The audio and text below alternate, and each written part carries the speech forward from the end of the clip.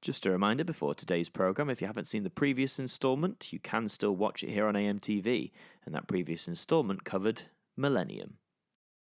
Also, please consider supporting us on Patreon. Your support helps keep AMTV running and the programmes you enjoy coming to your screens. For more information, visit patreon.com/Adam Martyn AMTV.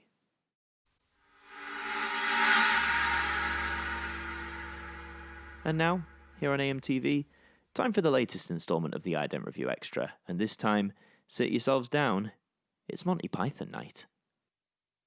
The following programme is rated PG. AMTV recommends parental guidance.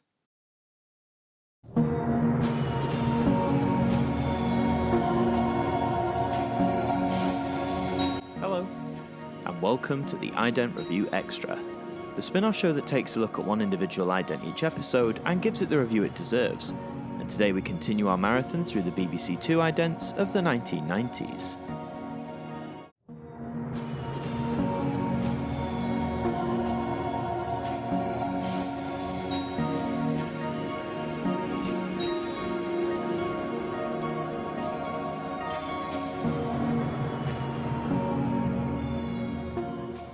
Today on our BBC2 journey, we look at another theme night that comprised of multiple special idents. Similar to the Red Dwarf sequences the previous year, in 1999, BBC2 was to help celebrate the 30th anniversary of Monty Python. The troupe was first seen on TV in 1969, and from then on through the TV series, specials and movies, went on to establish their dominance and longevity in the comedy space. So when BBC2 dedicated an evening to the troupe's work, it only made sense that some unique idents were to be created for the occasion. 3 were made, so let's take a look at the first, which is known as Mouse.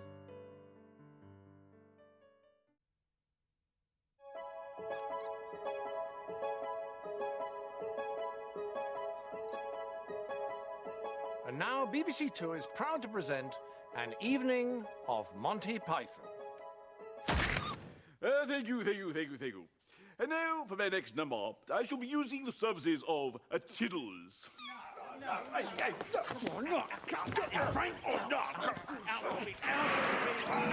Well, this already seems like it's keeping with the Monty Python way of things. We see a rather impressive 2 carved in the shape of a little obstacle course for a mouse. When the mouse breaks free, it is promptly squashed with a hammer. Assuming no real animals were harmed in the making of this ident, to hear a funny voiced character then calmly say he is going to squash a cat, Tiddles, is only humorous through the means of its delivery, and the ensuing chaos of people trying to prevent him from doing so. It's this sort of bombastic, slightly over-the-top humour that made the Pythons stand out quite considerably in the first place. But as mentioned earlier, this is only the first ident of 3 in this comedy-fueled evening. So let's now move on to the second sequence, which is known as Vote. Next on BBC2, a chance for you all to vote on your all-time favourite comedy show. Just phone the number if one of these is your favourite show. And now, comedy shows made before John Burt was Director General. This one is a little odd in my opinion. Whilst we do see the familiar 2 to begin with, it isn't on screen for very long, being hoisted up and out of our view as we can be treated to the scrolling list of contenders for Comedy of the Millennium, which incidentally all contenders are men behaving badly, a very successful comedy that debuted in the 1990s and ran until 1998. Only makes sense that the Python team would poke fun at what was currently popular. Eventually, we see a real list of possible contenders, as Mr. Cleese points out, that were made before John Burt was Director General of the BBC, a post Mr. Burt first took in 1992 and would hold until 2000. Odd that Monty Python itself isn't listed as a contender, but I suppose they didn't want to be too up themselves necessarily. The final text message at the bottom of the screen shows us how firmly the tongue of the creative team here is in cheek. An overly long number and an instruction to ask for Neil provided you call only after 10 PM. So despite the iconic 2 not being featured for the majority of this sequence, it still keeps in with the comedy of Python, also while making a unique sequence for BBC2. But now let's move on to the third and final unique variant to debut for Monty Python Night, which shall be titled as This Is. And now over on BBC One, the 9 o'clock news. Lots of stories about British people complaining about things and ferries sinking in the Philippines. While here on BBC Two... It's not fair. What? It's not fair. What isn't? It always get to be BBC One. We're just as good. But they are BBC One. Well, only because they say they are. I mean, we should be BBC One sometimes. Yes, it's our turn. All right. This channel is now BBC One. For the rest of the evening. And tomorrow. So, despite what they're saying over on BBC One, on BBC Two, this is BBC One.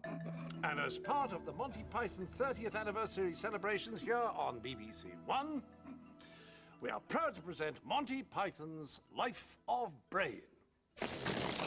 Brian!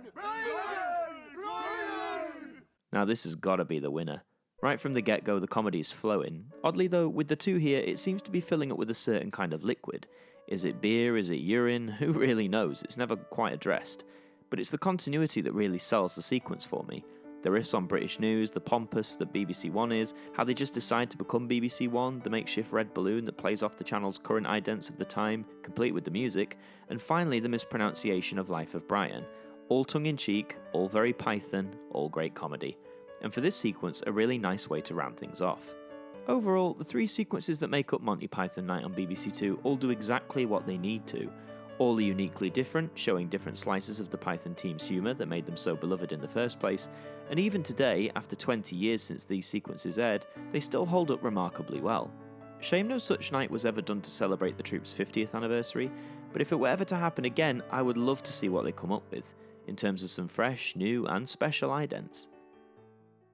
And so we've come to the end, but before we go, the final words from our broadcaster.